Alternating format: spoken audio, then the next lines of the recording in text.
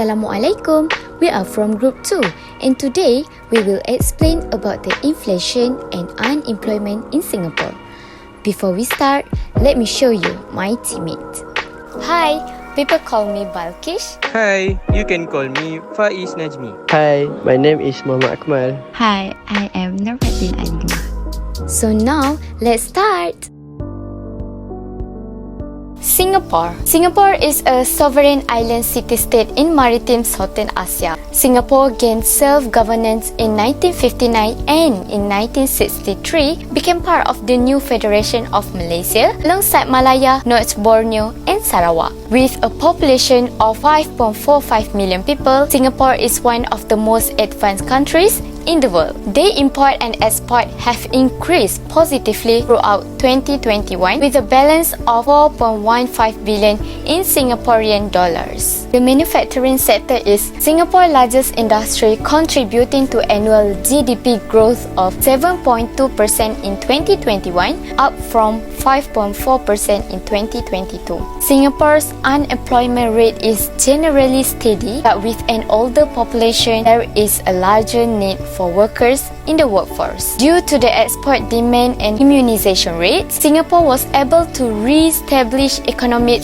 development and advancement. So, what is inflation? Inflation is defined as a long-time rise in the aggregate or average price level of goods and services in a given economy. Inflation actually is an increase of cost of living that reduces one's purchasing power. It can be described as too much money chasing too few items. It has negative relationship between inflation and money value. Singapore annual inflation rate increased to 3.8% in November 2021 from 3.2% in October, surpassing market expectation of 3.35% and reaching the highest level since February 2013. As we can see from the graph, inflation in Singapore keep increasing because of COVID-19. When people of working age are able and wanting to work but unable to locate acceptable job, they are said to be unemployment. Unemployment refers to the amount of people in the workforce who want to work but can't find any work. In Q3 2021, Singapore's seasonally adjusted unemployment rate was 2.6%, unchanged from flash number but slightly lower than 2.7% in Q2.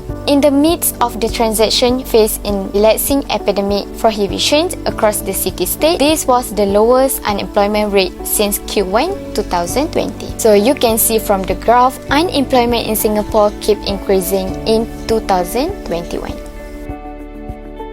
First, type of inflation. Demand pull inflation. In Singapore, it is also possible to experience domestic demand pull inflation. This happens when the demand for goods and services exceeds the capacity to manufacture them. Inflation is also caused by mismatches between supply and demand. A given example of cost-push inflation in Singapore is the recovery of the Singapore economy following the financial crisis, along with the government's attempt to curb foreign labour entry. Cost-push inflation in Singapore, price hike occur when the cost of production rises. The price of a product rises as its input, labour, raw materials, and others. The government's efforts to restrict foreign labour are another source of cost-push inflation. As a result of tightening of foreign labour regulation, labour population growth has lagged behind job demand, which has led to a labour shortage. Number 2, causes of inflation. Number 1, demand pull inflation. Inflation caused by increased demand is known as demand pull inflation. The price of items tends to rise when demand is strong and supply is low. This is known as demand pull inflation. It might be due to a shift in customer taste, demographic shift, or the show-off impact. Number 2, monetary inflation. According to a joint announcement from the Monetary Authority of Singapore and the Ministry of Trade and Industry, core inflation is expected to average 0.9% in 2021 with headline inflation at 2.3%. Number 3, cost-push inflation. When price rise as a result of high input cost in the production process, this is known as cost-push inflation. When increase in the supply of money and credit are channeled into commodity or other asset markets, Costs for all kinds of intermediate items rise, especially when this is followed by a negative economic shock to the supply of vital commodities. Effect of inflation. Number 1. Distribution of income. Inflation is changing the usual trend of income and wealth distribution in society, which benefits certain group over others. As we can see in Singapore, income inequality here plummeted to its narrowest in nearly 2 decades. Inflation dropped in the first half of 2019, but households in the lowest income group faced a marginally larger impact than the rest. For the lowest income group, the Consumer Price Index (CPI), excluding inputs, rentals on owner-occupied housing, increased by 1.4%, 1% for the middle income group, and 1.1% for the highest income group. The Department of Statistics state that the increase in CPI was due to food and water price increasing, as did medical and dental treatment costs, vacation expenses, bus and train fares, and housing maintenance and repair charges, all of which exceeded the cheaper cost of rented accommodation and telecommunication service when compared to the lowest income group. The price rise for these expenditure items had a smaller impact on the middle and highest income group. Number 2. Savings. Inflation raises the cost of keeping money, lowers saving, and distorts consumer behavior by encouraging them to buy and hold more. In order to reduce inflation, Singapore's government intends to freeze all fees and charges for a year. Number 3. Balance rate. According to preliminary data, Singapore suffered from the economic downturn in the second quarter of 2019, with growth slowing by 41.2% due to the COVID-19. According to the data from the Ministry of Trade, the Republic's trade-dependent economy shrank by 12.6% between April and June as a result of the virus trade regulation. It is the second straight quarterly contraction, indicating that Singapore, one of the world's most open economies, has entered recession for the first time in more than a decade. Number 4. Production. Due to COVID-19, production decreased and supply in the market was affected. As a result, the price of goods increased in Singapore. In fact, the activities of the manufacturing industry in the world also affected. According to the Ministry of International Trade and Industry meeting, the manufacturing sector decreased by 0.5% compared to a 2.3% decline in the previous quarter of that year. Meanwhile, the production service industry dropped by 3.1% in the first quarter compared to 1.5% growth in the previous quarter. Temporary unemployment is referred to as frictional unemployment. It happens while people are between employment or when they are joining or re-entering the workforce. Frictional unemployment refers to persons who have recently graduated and are seeking for work, as well as those who have recently departed their job and are looking for new ones. They require some time to look for new employment that meet their requirement and capabilities. As a result, they are unemployment for a limited amount of time. Singapore's unemployment rate increased to roughly 5.19% in 2020, up from 3.1% the previous year. In many economies, this is referred to as overemployment, albeit Singapore may have a lower natural unemployment rate than other nations. Seasonal unemployment happens when a certain product cannot be manufactured during a specific season. As a result, many people are temporarily unemployed at this time of year. Structural unemployment. This type of unemployment arises when an economic structure changes. As a result, worker skills are no longer appropriate for the position offered. It happens when the labour force composition does not change rapidly enough to satisfy changing demands, technology developments, or competition from foreign goods. Many unskilled and uneducated people are laid off in the agriculture industry. For example, as a result of contemporary technology, without training or extra education, a structurally jobless individual has difficulty obtaining a new job. If there is a high level of structural unemployment over time, unemployment benefit may be considered as of March 2020. Singapore's resident unemployment rate went 3.3%, while the overall unemployment rate was 2.4%, according to the most recent available statistic. Cost of unemployment. Statistical unemployment has risen since the first quarter of 2016, when the total demand for domestic goods and services grew more slowly of labor in the economy. The new jobs produced are efficient to accommodate new entrants into the labor market, resulting in cyclical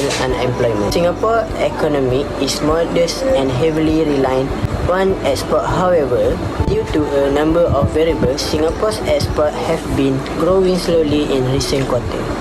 Structural unemployment. The shift of Singapore economy from a labor-driven to a productivity-driven economy has accelerated the speed of technology innovation in recent years.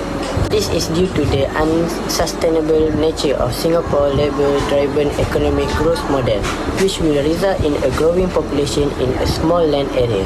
The Singapore government has participated in both direct and indirect research and development in order to boost capital efficiency and enhance labor productivity in the economy in order to fuel economic growth. Research and development result in technical and advancement, which will boost labor productivity in the economy. Individual unemployment has a variety of effects, including loss of income and self-esteem, loss of work skills, and social and political issues.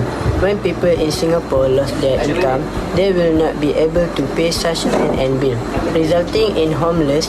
For example, many people who cannot pay their rent are forced to move out, and some of them need to sell their personal property to cover bill. It will result in stress, anxiety, and depression among individuals. Unemployment leads to a decrease in economic activity. Singapore's economy has been harmed by unemployment. As a result, income tax collection have suffered. Unemployment in Singapore also result in a drop in revenue from the country tax system. This is due to the fact that unemployment in Singapore diminishes economic activity and income in the country. Individuals' purchasing power in Singapore is falling as their earnings diminish.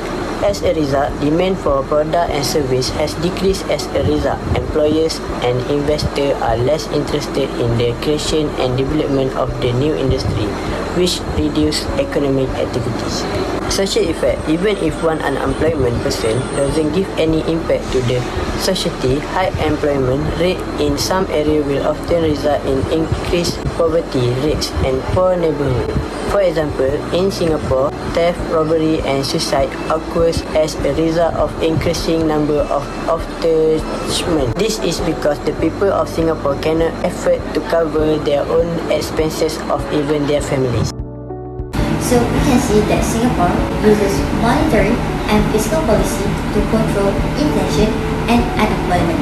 First, inflation. The Singapore's dollar value is determined by the MAS, Singapore's central bank, by directing it against a basket of currencies. In order for the economy to growing in the long-term market, stability must be maintained. Under Singapore's MAS, policy group or limitation determines how much the Singapore dollar is permitted to appreciate and depreciate. As a result of this policy decision, the current Singapore value has been confirmed, along with the range of the policy and even the slope of a 0% appreciation in the future. As such, policy choice confirms the current Singapore amount as well as the goal band and the 0% appreciation curve moving forward.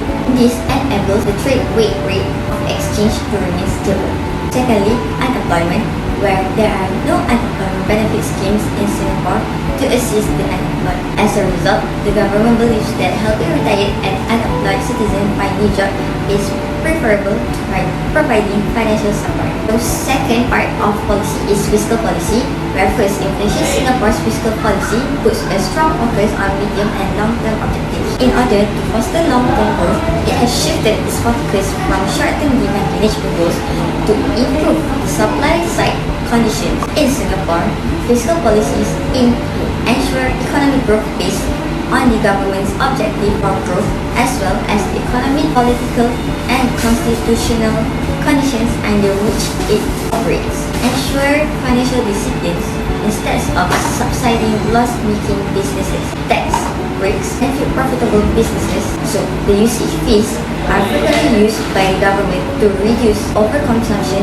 and enables consumers to save money. In order to prevent major distortions caused by government intervention, market dynamics and price incentives are necessary. Furthermore, the provision prohibiting the use of reserve provides strong incentive for fiscal conservatism and prudence. In other words, the government is not in debt and does not borrow money to spend. Next, manage reserves as endowment. In 2001, the Singapore government locked up at least 50% of overall investment income to ensure that the country's reserve grew and that money was not spent entirely on pressing needs. During the 1991 constitutional amendments, a leader was elected to protect Singapore's reserves and prevent government wasting. As a result, the government could make investment based on the total return and interest income as well as capital gains. In a nutshell, we can conclude that Singapore has a fairly diverse economy. We know Singapore shines in microeconomics. Singapore has encountered the extremely heartening problem of individuals dying while trying to seek and find work in the midst of the COVID-19 pandemic. This country dealt with it in a good way, such as emphasize an expansionary monetary policy. Singapore likewise had an inflation problem, but the government handled it by implementing a contractionary fiscal policy. These difficulties are typical in many nations throughout the world. Thus, the government must take precautionary measures to prevent this situation from recurring. This might become a severe situation and we can only hope for the best while praying for society. I hope the government will be more focused on this concern and will act quickly to avoid this situation from worsening. So, that's all from us. Thank you for watching. See you. Assalamualaikum.